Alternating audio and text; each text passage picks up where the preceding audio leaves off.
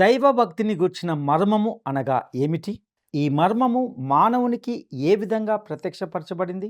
ఈ విషయాలను పరిశీలిద్దాం.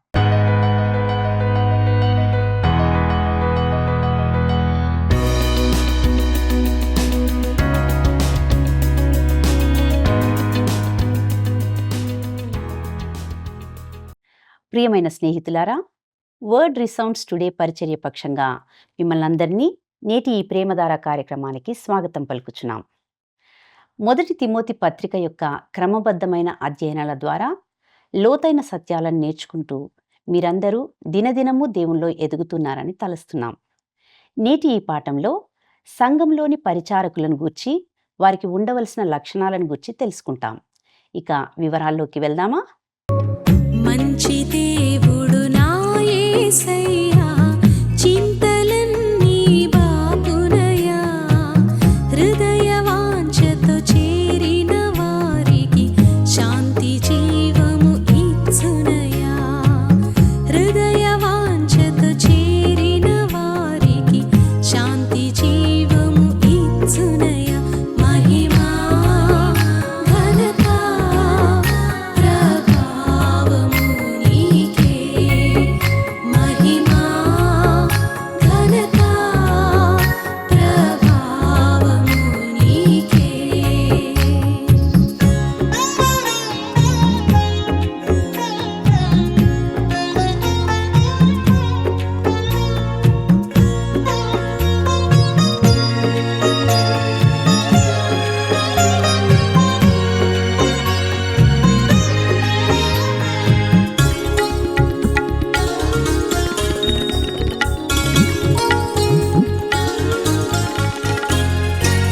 కృపల వెంట ఆ కృపను చూపి విడువక నీ కృపలను చూపిన, కృపల వెంట ఆ కృపను చూపి విడువక నీ కృపలను చూపిన, కృపగల నా యేసు రాజా, నీ కృప నాకు చాలునయా, కృపగల నా యేసు రాజా, నీ కృప నాకు చాలునయా. మహిమా ఘనత ప్రభావము నీకే, మహిమా ఘనత ప్రభావము నీకే.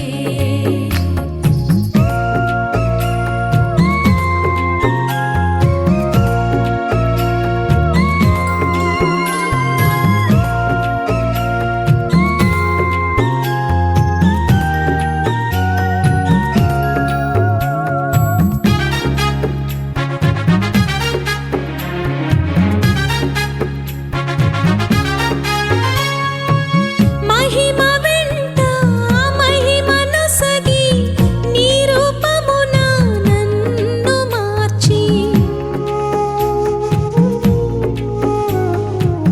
మహిమ వెంట మహిమను సగి నీ రూపమున నన్ను మార్చి, మహిమలో నీవుండు చోటికి మమ్ము ప్రేమతో పిలచితివి, మహిమలో నీవుండు చోటికి మమ్ము ప్రేమతో పిలచితివి. మహిమా ఘనత ప్రభావము నీకే, మహిమా ఘనత ప్రభావము నీకే.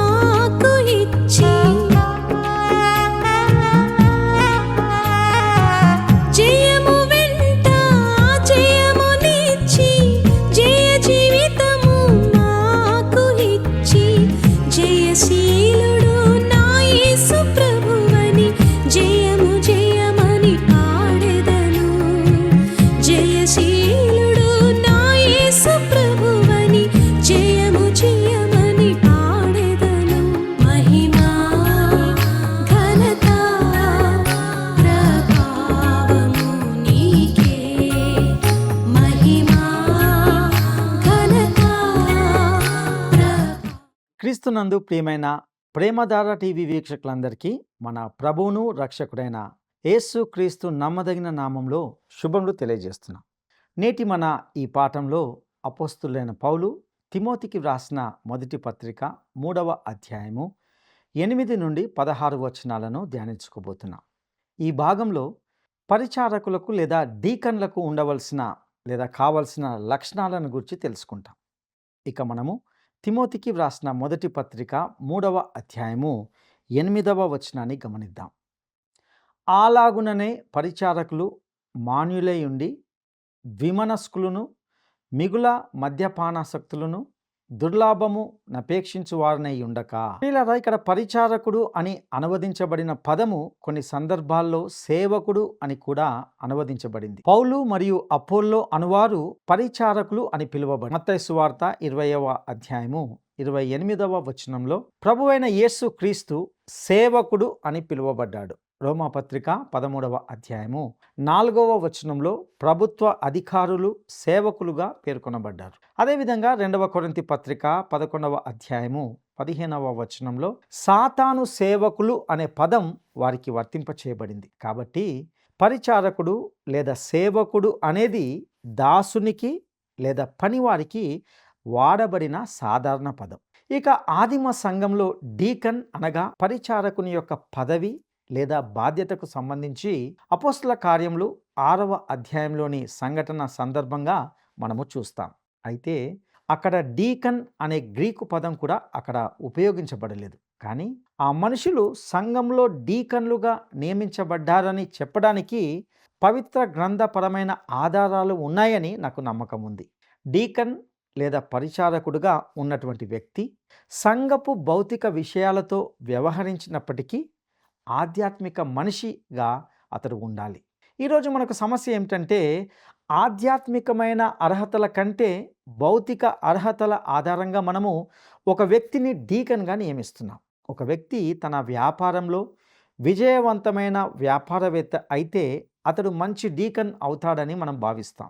నేడు ఈ ప్రాతిపదికన ద్వారా సంఘము అధికారంలోకి నియమించబడే వ్యక్తులు చాలామందే ఉంటున్నారు. మొదటి తిమోతి పత్రికల్లో నేను ఒక విషయాన్ని ఇంతకుముందే నొక్కి చెప్పడానికి ప్రయత్నించాను. స్థానిక సంఘము ఒక సంస్థ లేదా వ్యవస్థ. అది సమాజంలో తనను తాను ప్రదర్శించుకోవాలి, తద్వారా తనను తాను నిరూపించుకోగలిగేదిగా ఉండాలి. ఇది ఒక అనేక సమస్యలతో వ్యవహరించాల్సి ఉంటుంది. అయితే ముఖ్యమైన విషయం ఏమిటంటే ఇప్పటికీ సంఘం అనేది సమాజంలో ఆధ్యాత్మిక సేవను కలిగి ఉండాలి. మనము తరచుగా భౌతిక అర్హతలను మొదట ఉంచుతాం, కానీ సంఘ అధికారంలో ఉన్న వ్యక్తులు తమ పదవికి సంబంధించి ఆధ్యాత్మిక అర్హతలను కలిగి ఉండాలి. ఒకానొక వ్యక్తి ఇలా చెప్పాడు: ఒక సంఘం మరొక ప్రపంచంతో సంబంధం కలిగి ఉండడం మానేసినప్పుడు అది ఇక ఈ ప్రపంచంతో సంబంధాన్ని కలిగి ఉండదు. నేను కూడా దీనితో 100% ఏకీభవిస్తున్నాను. ఆధ్యాత్మిక అంశాలు నొక్కి చెప్పబడే వరకు కూడా ఒక సంఘము ఇక్కడ భౌతిక మరియు ఆచరణాత్మక విధులను నిర్వహించలేదు, సాధించలేదు. కాబట్టి డీకన్లు అనేవారు అనగా పరిచారకులు కొన్ని ఆధ్యాత్మిక అర్హతలను కలిగి ఉండాలి. 8వ వచనంలో మాన్యులై ఉండి అనే మాటను గమనిస్తాం. అనగా పరిచారకుడు అనేవాడు అతడు గౌరవాన్ని పొందే వ్యక్తిగా ఉండాలి. అదేవిధంగా ద్విమనస్కులు అనే మాటను కూడా ఇందులో గమనిస్తాం. ఒక డీకన్ అనగా సేవకుడు లేదా పరిచారకుడు 2 వ్యక్తిత్వాలు, 2 ముఖాలు కలిగిన వ్యక్తిగా ఉండకూడదు. అలా కాకూడదు. ఒక మనిషి మాటకు విలువ ఉండాలి. అందరినీ సంతోషపెట్టడానికి ప్రయత్నించడం లేదా స్వంత నిర్ణయాలు తీసుకోవడానికి ధైర్యం లేకపోవడం గొప్ప ప్రమాదకరం. ఒక వ్యక్తి అతి సాత్వికుడుగా ఉండడం మరియు డిక్టేటర్గా ఒక నియంతగా ఉండడం మధ్య సమతుల్యత అనేది ఉండాలి. సంఘంలోని పరిచారకుడు ఈ రెండింటి మధ్య ఒక మధ్యస్థితి దగ్గర ఉండాలి. ఇక ఈ వచనంలోనే మరొక విషయాన్ని మనం గమనిస్తాం. అదేమిటంటే అతడు మిగుల మద్యపానాసక్తినిగా ఉండకూడదు. నేను దీన్ని కొంత స్పష్టంగా వివరించాలని అనుకుంటున్నాను. బైబిల్ మితత్వాన్ని బోధిస్తుంది. కాబట్టి ఇది గమనించదగిన విషయం ఏంటిదంటే బైబిల్ గ్రంథం ఇక్కడ మితము అని చెప్పడంలో ఉద్దేశం ఏమిటంటే పూర్తి నిషేధాన్ని బోధించట్లేదనేది నా అభిప్రాయం. ఎందుకంటే ఆ కాలంలో అనేక మందులు, ఔషధాలు, వైద్య ప్రయోజనాల కోసం ద్రాక్ష రసాన్ని ఉపయోగించేవారు. 1 తిమోతి 5:23లో పౌలు తిమోతి కడుపు నొప్పి కోసం కొంచెం ద్రాక్ష రసం త్రాగమని సలహా ఇచ్చినట్లుగా చూస్తాం. నేడు కూడా మనము తీసుకునే అనేక మందులు, ఔషధాల్లో అధిక మొత్తంలో ఆల్కహాల్ కలిగి ఉంటాయి. కాబట్టి వైద్యులు ఇచ్చే ఔషధాలతో కలిపి రోగికి ఇచ్చే మందును గురించి నేను ఇక్కడ మాట్లాడడం లేదు. అయితే ఈ రోజుల్లో మనం ఎదుర్కొనే పెద్ద సమస్య ఏమిటంటే మద్యాన్ని నేరుగా ఒక అలవాటుగా, ఒక పానీయంగా ఉపయోగించడం అనేది ఎంత మాత్రము వాక్యానుసారం కాదు. మద్యం యొక్క దుర్వినియోగం చాలా విస్తృతంగా ఉన్నందున సంఘము పూర్తిగా దీన్ని నిషేధించడాన్ని గూర్చి బోధించాలని నేను భావిస్తున్నాను. సూటిగా చెప్పే విషయం ఏమిటంటే ఒక క్రైస్తవ విశ్వాసి మద్యాన్ని ఒక ఆహార పానీయంగా లేదా ఉత్తేజకరమైన పానీయంగా ఉపయోగించకూడదని దేవుని వాక్యము స్పష్టంగా బోధిస్తుంది. ఇక ఈ వచనంలో మరొక మాటను కూడా మనం గమనిస్తాం. అదేమిటంటే దుర్లాభమును అపేక్షించు వారనే ఉండకూడదు. అంటే డీకన్ అనగా పరిచారకుడు డబ్బు మీద అమితమైన ప్రేమ కలిగిన వ్యక్తిగా ఉండకూడదు. అతడు యథార్థత కలిగిన వ్యక్తిగా ఉండాలి. మరియు సంఘము డబ్బును నిజాయితీగా నిర్వహించాలి. పరిచారకులు ఆర్థిక వ్యవహారాలను తప్పుదారి పట్టిస్తున్నారనే ఆరోపణ కంటే సంఘానికి నష్టం మరొకటి అంటూ ఉండదు. ఒక నిర్దిష్ట ప్రయోజనం కోసం ఆ సంఘానికి ఇచ్చిన డబ్బు ఆ ప్రయోజనం కొరకే జాగ్రత్తగా ఖర్చు చేయబడాలి. నేను గమనించిన విషయం ఏమిటంటే నాకు తెలిసిన చాలా సంఘాలు అధికమైన యథార్థత కలిగిన వ్యక్తులచే నడపబడుతున్నాయి. కానీ కొద్దిమంది నిజాయితీ లేని వ్యక్తులు మాత్రము సంఘం అనే నీటిని కలుషితం చేస్తూ సమస్యలను సృష్టిస్తున్నారు. సంఘం ప్రపంచానికి కనపరచగల ఒక ముఖ్యమైన విషయం ఉందంటే అది దాని యథార్థతను మరియు ఆర్థిక వ్యవహారాల్లో అత్యున్నత సమగ్రతను కలిగి ఉండటమే అని మనము గ్రహించాలి. తిమోతికి వ్రాసిన మొదటి పత్రిక 3వ అధ్యాయము 9వ వచనాన్ని గమనిద్దాం. విశ్వాస మర్మమును పవిత్రమైన మనస్సాక్షితో గైకొను వారై ఉండవలెను.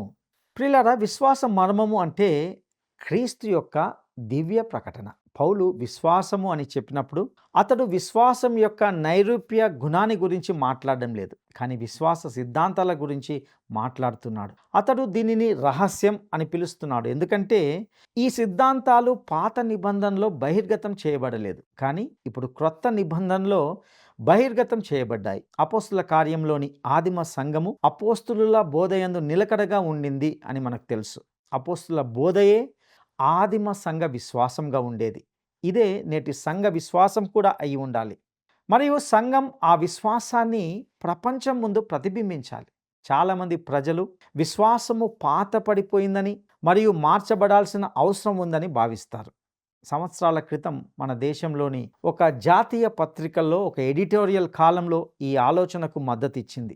7 మరణకరమైన పాపాలు క్రొత్త జాబితాగా ప్రతిపాదించింది. వారి క్రొత్త జాబితాలో స్వార్థం, అసహనం, ఉదాసీనత, క్రూరత్వం, హింస మరియు విధ్వంసం వంటివి ఉన్నాయి. ఈ జాబితాలో కామం అనే పాపం స్థానంలో నంగనాచితనం లేదా అతి సిగ్గరి లక్షణం చేర్చబడింది. కామం సాధారణమైపోయిందని, ప్రతి వీధి వార్తాపత్రికల్లో, సినిమాల్లో సామాన్యమైనది అయిందని, కాబట్టి కామం అనేది అంతగా తీవ్రంగా పరిగణించాల్సిన అవసరం లేదని వారు చెప్పారు. ప్రియులారా, ఈ విధంగా దేవుని వాక్యాన్ని కూడా మార్చడానికి ప్రయత్నిస్తున్న రోజుల్లో మనం ఉంటున్నాం. ఈ వ్యాసం సమాజంలోని వివిధ వర్గాలు పాపం అంటే ఏమిటి అనే దాని గురించి వేర్వేరు భావనలను కలిగి ఉన్నాయని గమనించింది. ఉదాహరణకు, యువత తమ పాపాల జాబితాలో అసంబద్ధమైన మరియు వేషధారణకు ఎక్కువగా ప్రాధాన్యతనిస్తే విధ్వంసకరము అనేది వారి జాబితాలో చేర్చబడదు. అది పర్యావరణానికి మాత్రమే హాని కలిగిస్తే తప్ప, అదేవిధంగా వృద్ధులు కూడా శబ్దము, జుట్టు మరియు మర్యాదలేమిటో తెలియకపోవడం వంటి వాటిని తమ జాబితాలో చేర్చాలని అనుకుంటారు. కొందరు ఈ క్రొత్త జాబితా కేవలము పాత పాపాలకు క్రొత్త పేర్లు ఇచ్చింది మాత్రమే అని వాదించవచ్చు. ఉదాహరణకు, స్వార్థం దురాశ స్థానంలో మాత్రమే వచ్చింది. ఈ వ్యాసం పాత పేర్లు పురాతనమైనవని మరియు పాపం ఏదైనా సమకాలీన నైతిక శక్తిని కలిగి ఉండాలంటే వాటిని మార్చాల్సిన అవసరం ఉందని వాదించింది. పాపం అనేది దాని నుండి ఒక వ్యక్తి రక్షించబడవలసిన స్థితి అని దాని ముగింపులో ధృవీకరించింది. ప్రియులారా, పాపము నుండి ఒక వ్యక్తి రక్షించబడవలసిన భావనే, కానీ పాపము ఎలాంటి మార్పు చెందలేదని కూడా నేను నొక్కి చెప్తున్నాను. బైబిల్ పాపము అని పిలిచేది ఇప్పటికీ పాపంగానే ఉంది. మానవ స్వభావము ఇప్పటికీ మానవ స్వభావమే. సంఘము ఈ భూమిపై ప్రభు అయిన యేసుక్రీస్తును ప్రతిబింబించాలంటే బైబిల్ సంఘ పరిచారకులు నిర్దేశించిన ఆధ్యాత్మిక అర్హతలు ఈరోజు కూడా అమల్లో ఉండాలి. సంఘము మరియు దాని పరిచారకులు క్రొత్త నిబంధన సిద్ధాంతానికి కట్టుబడి ఉండాలి. దేవుని వాక్యంలో స్పష్టంగా పాపాలుగా ప్రకటన చేయబడిన వాటిని పాపాలుగానే పిలుస్తూ ఉండాలి. ఇక ఈ వచనంలోని మరొక మాటను గమనిద్దాం. పవిత్రమైన మనస్సాక్షితో ఉండాలి అనగా 1 తిమోతి 4:2లో చెప్పబడినట్లుగా ఇది వాత వేయబడిన మనస్సాక్షితో కాదు అని మనము గమనించాలి. ఇక మనము తిమోతికి వ్రాసిన మొదటి పత్రిక 3వ అధ్యాయము 10వ వచనాన్ని గమనిద్దాం. మరియు వారు మొదట పరీక్షింపబడవలెను, తరువాత వారు అనింద్యులైతే పరిచారకులుగా ఉండవచ్చును. ఒక వ్యక్తి ఇక్కడ లేఖనం వర్ణించిన లక్షణాలు కలిగిన వ్యక్తి అని నిరూపించబడక ముందే సంఘంలో చేరిన వెంటనే సంఘ అధికారంలోకి నెట్టబడకూడదు. ఇప్పుడు పౌలు పరిచారకుల భార్యలను గురించి కొన్ని మాటలు చెప్పాడు. వారు కూడా కొన్ని ప్రమాణాలకు అనుగుణంగా ఉండాలి. తిమోతికి వ్రాసిన మొదటి పత్రిక 3వ అధ్యాయము 11వ వచనాన్ని గమనిద్దాం. అటువలే పరిచర్య చేయు స్త్రీలు మాన్యులై, కొండెములు చెప్పని వారును, మితానుభవం గలవారును, అన్ని విషయములలో నమ్మకమైన వారై ఉండవలెను. ప్రియులారా, ఇక్కడ మాన్యులుగా ఉండాలి అని చెప్పబడింది. అంటే వారు గంభీరమైన స్వభావం కలిగి ప్రశాంతంగా మరియు స్థిరంగా ఉండగలిగే వారై ఉండాలి. అదేవిధంగా వారు కొండెములు చెప్పని వారుగా ఉండకూడదు. అంటే వారు ఇతరుల గురించి పుకార్లు పంచేవారు కాకూడదు. ఒక డీకన్ అనగా పరిచారకుని భార్య పుకార్లు ఇతరులతో పంచుకుంటే అది సంఘంలో ఎన్నో సమస్యలను సృష్టించవచ్చు. ఇక మరొక విషయాన్ని కూడా ఇందులో గమనిస్తాం.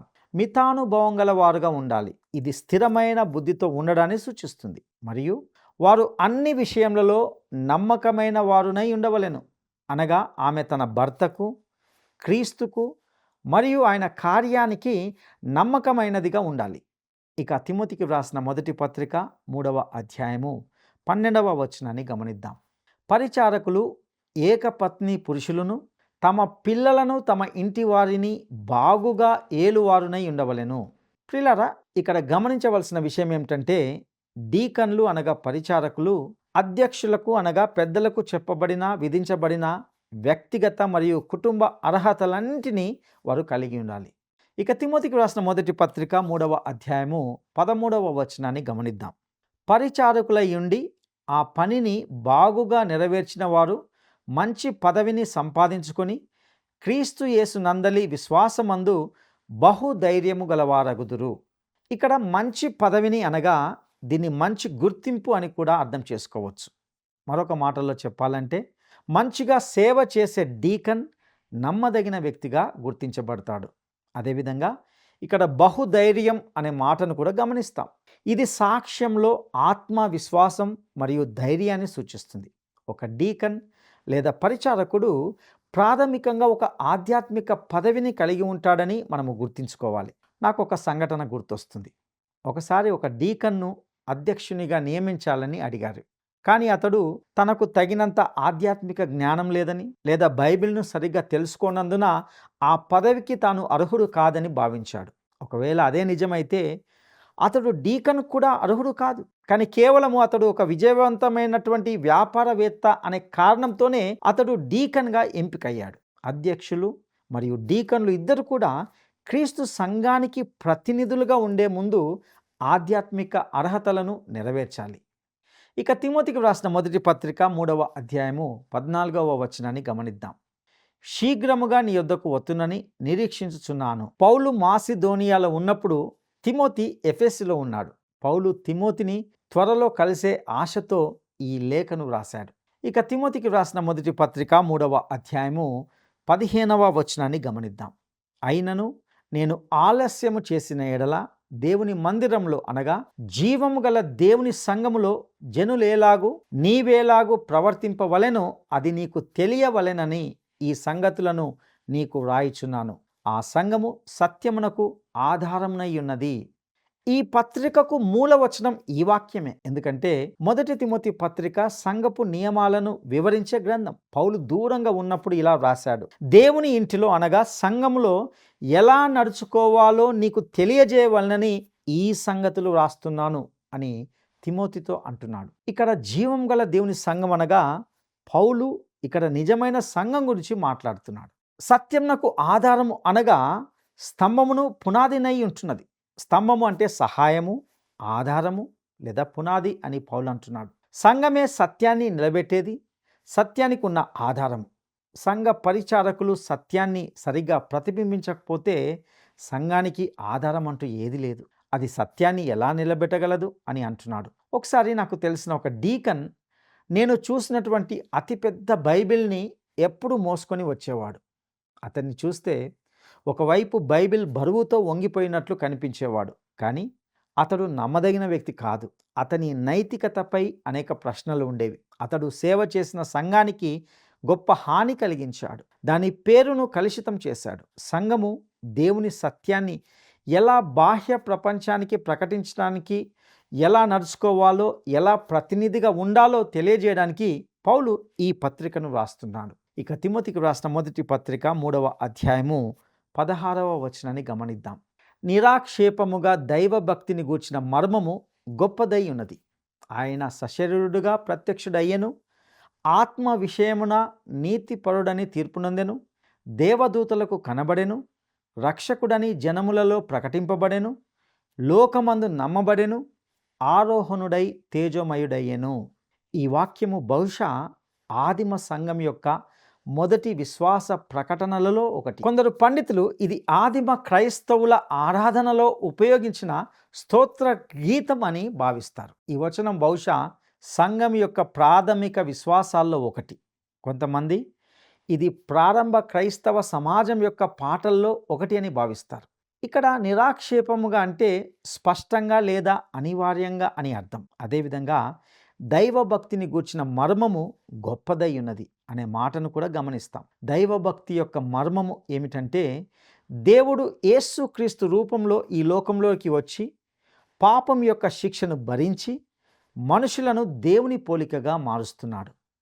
ఇక ఆయన సశరీరుడుగా ప్రత్యక్షుడయ్యను అని చెప్పబడింది. పౌలు ఇక్కడ క్రీస్తు కన్యకకు జన్మించిన విధానాన్ని బోధిస్తున్నాడు, కానీ అంతకుముందు క్రీస్తు ఉనికిని గురించి కూడా మాట్లాడుతున్నాడు. ఆ ఉనికి ఆధ్యాత్మికమైనది. అతడు దేవుని స్వరూపమును కలిగిన వాడై ఉండి అని ఫిలిప్పి 2:6లో చెప్పబడింది. హెబ్రీ పత్రిక 1వ అధ్యాయము 3వ వచనం క్రీస్తును దేవుని యొక్క మహిమ తేజస్సును ఆయన తత్వం యొక్క మూర్తిమంతమునై ఉండి అని వర్ణిస్తుంది. ప్రభు అయిన యేసే స్వయంగా యోహాను సువార్త 4:24లో దేవుడు ఆత్మ గనుక అని చెప్పాడు. ఇప్పుడు దేవుడుగా ఉన్న ఈ స్థితి నుండి మానవ కళ్ళకు కనిపించని రూపం నుండి క్రీస్తు శరీరంలో మనకు ప్రత్యక్షమయ్యాడు. అతడు మనిషిగా మారి మానవ పరిస్థితిలోకి ప్రవేశించాడు. ఈ మానవ పరిస్థితుల్లో ఆయన యొక్క ఆధ్యాత్మిక స్వభావం మరుగున పడింది. యోహాను తన సువార్తల్లో ఇదే ఆలోచనని ఇస్తాడు. యోహాను సువార్త 1వ అధ్యాయం 14వ వచనం వాక్యము శరీరధారి అయి మన మధ్య నివసించెను. అరణ్యంలోని ప్రత్యక్ష గుడారంలో యేసు దేవునిగా కనిపించినట్లే యేసుక్రీస్తు కూడా మానవ శరీరంతో మన మధ్య నివసించాడు. మనుషులు నిజంగా ఆయన ఏమై ఉన్నాడో ఎవరు గుర్తించలేదు. ఆది యందు దేవుడుగా ఉన్నవాడు, దేవునితో ఉన్నవాడు, అన్నింటినీ సృజించినవాడు ఒక చిన్న నిస్సహాయ శిశువుగా మారాడు. ఆయన అదృశ్యమైన దేవుని ప్రతిబింబం మరియు భూమి ఆకాశాల పైన అన్ని సర్వాధికారాలు కలిగినవాడు. అయినప్పటికీ మన మధ్య మానవ శరీరాన్ని ధరించాడు. మనుషులు ఆయనను గుర్తించినందున ఆయనను మోసగాడిగా, అధికార దుర్వినియోగం చేసేవాడిగా మరియు దైవ దూషకుడిగా పరిగణించారు. ఆయన ద్వేషించబడ్డాడు, హింసించబడ్డాడు మరియు చంపబడ్డాడు. శరీరంలో ప్రత్యక్షమైన దేవుడు బీదవాడుగా, పరీక్షించబడినవాడుగా, నిజంగా కన్నీళ్లు పెట్టినవాడుగా ఉన్నాడు. ఇక ఆత్మ విషయమున నీతిపరుడని తీర్పునందెను అనే మాటను గమనిస్తాం. అనగా అన్నింటిలో ఆయన శరీరంలో కాకుండా ఆత్మలో నీతిమంతుడని నిర్ణయించబడ్డాడు. ఆయన శరీరంలో ప్రత్యక్షమయ్యాడు. అది ప్రపంచం ఆయనను చూసిన విధం. కానీ ఆయన పునరుత్థానంలో ఆత్మ ద్వారా నీతిమంతునిగా తీర్పునందాడు. ఇక్కడ క్రింద కొన్నిసార్లు ఆయన మహిమ ప్రత్యక్షపరచబడింది. ఆయన నిజ స్వభావాన్ని తెలియజేసే దర్శనాలు, ప్రత్యక్షతలు మరియు సాక్ష్యాలు ఉన్నాయి. ఆయన కన్యకకు జన్మించిన సమయంలో దేవదూతలు ఉన్నారు. ఆయన బాప్టిస్మము, రూపాంతర సమయంలో, బంధింపబడిన సమయంలో ఆయన మహిమ బహిర్గతమైంది. ఆయన సిలువ వేయబడిన సమయంలో జరిగిన సంఘటనలు చూస్తున్న శతాధిపతి నిజంగా ఈయన దేవుని కుమారుడు అని అనేలా చేశాయి. కానీ ఆయన మృతుల్లో నుండి లేచినప్పుడు ఆయన నీతిమంతుడిగా తీర్పు నొందాడు. ఆయన శరీరంలో ప్రత్యక్షమయ్యాడు, కానీ ఆత్మలో నీతిమంతుడిగా తీర్పు నొందాడు. 1 కొరింథీ పత్రిక 15:44 వచనం ప్రకారము ప్రకృతి సంబంధమైన శరీరంగా విత్తబడి ఆత్మ సంబంధ శరీరంగా లేపబడును. ఆయన మృతుల్లో నుండి లేపబడిన తర్వాత ఏ శత్రువు ఆయనపై చెయ్యి వేయలేదు. ఆయన ఇక మీదట అవమానింపబడడు. అయితే ఆయన ఇక్కడ క్రిందికి వచ్చి ఇప్పుడు దేవుని కుడి పార్శ్వానికి తిరిగి వెళ్ళినందున మనము నీతిమంతులుగా తీర్చబడ్డాం. ఇక్కడ క్రింద ఆయన మన అపరాధముల కోసము అప్పగించబడ్డాడు. ఆయన పాపిగా మన స్థానాన్ని తీసుకున్నాడు, మరియు ఇప్పుడు ఆయన మనకు తన స్థానాన్ని అక్కడ ఇస్తున్నాడు, మరియు మనము నీతిమంతులుగా తీర్చబడ్డాం. ఆహా, ఇది ఎంత అద్భుతం కదా. ఇక దూతలకు కనబడెను అనే మాటను చూస్తాం. ఇది ఆయన దూతలను చూశాడని కాదు, కానీ దూతలు ఆయన్ని చూశారని తెలియజేస్తుంది. ఆయన పరలోకానికి తిరిగి వెళ్ళాడు, మరి ఇప్పుడు పరలోకంలోని సమస్త సృష్టి ఆయన్ని ఆరాధిస్తుంది. ఎందుకంటే ఆయన మానవాళికి విమోచన మార్గాన్ని సాధించాడు. ఇక్కడ క్రింద ఉన్న ఈ చిన్న మనిషి మాత్రం వీటిని ఇంకా గ్రహించలేదు, కానీ ఇది నిత్యము ఆయన రాకడ పర్యంతము పాడబడే విమోచన గానం అవుతుంది, జనములలో ప్రకటింపబడెను. ఇది ఇప్పటికీ నేటికి జరుగుతుంది. లోకమందు నమ్మబడెను. ఈరోజు అనేకులు ఆయన్ని తమ రక్షకుడిగా నమ్ముతున్నారు. ఆరోహణమందు తేజోమయుడయ్యను అనే మాట ఈరోజు క్రీస్తు దేవుని కుడి పార్శ్వంలో ఉన్నాడు అనే సత్యాన్ని తెలియజేస్తుంది. ఈ క్షణంలో కూడా నా ప్రియ సహోదరుడా సహోదరి, ఆయన అక్కడే ఉన్నాడు. మీరు ఈరోజు ఆయనతో మాట్లాడారా? మీరు ఆయన్ని ప్రేమిస్తున్నామని చెప్పగలరా? మరియు ఆయన చేసిన ప్రతి దానికి కృతజ్ఞతలు తెలిపారా? ఆయన ఎంత అద్భుతమైన వాడు.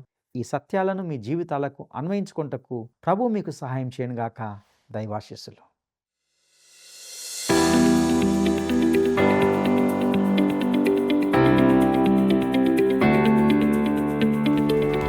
సంఘంలోని పరిచారకులు లేదా డీకన్లను గూర్చి మొట్టమొదట క్రొత్త నిబంధనలో ఎక్కడ పేర్కొనబడింది?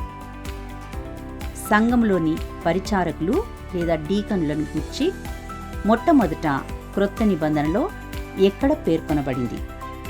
1. అపోస్తుల కార్యములు 2వ అధ్యాయంలో, 2. అపోస్తుల కార్యములు 6వ అధ్యాయంలో, 3. అపోస్తుల కార్యములు 7వ అధ్యాయంలో. ఈ ప్రశ్నకు సరైన జవాబును ఈ వాట్సాప్ నంబరుకు పంపండి. నేటి ఈ సందేశం ద్వారా అనేక లోతైన విలువైన ఆధ్యాత్మిక సత్యాలను నేర్చుకున్నారని, అవి మీ ఆధ్యాత్మిక జీవితాలకు దోహదకరంగా ఉన్నాయని తలుస్తున్నాం. మరింత లోతుగా దేవుని వాక్యాన్ని అధ్యయనం చేయడానికి వర్డ్ రిసౌండ్స్ టుడే అనే పేరు మీద యూట్యూబ్ ద్వారా కానీ యాప్ ద్వారా కానీ సందేశాలను వినవచ్చును. మరియు మీరు ఈ స్క్రీన్ మీద ఉన్న ఫోన్ నంబర్ ద్వారా మమ్మల్ని సంప్రదించగలరు. దేవుని కృప సమాధానము మీకు కలుగునుగాక. ఆమేన్. ఈ కార్యక్రమం మీకు నచ్చిందా? అయితే వెంటనే మిస్డ్ కాల్ ఇవ్వండి. బహుమతి పొందే విజేత మీరే కావచ్చు.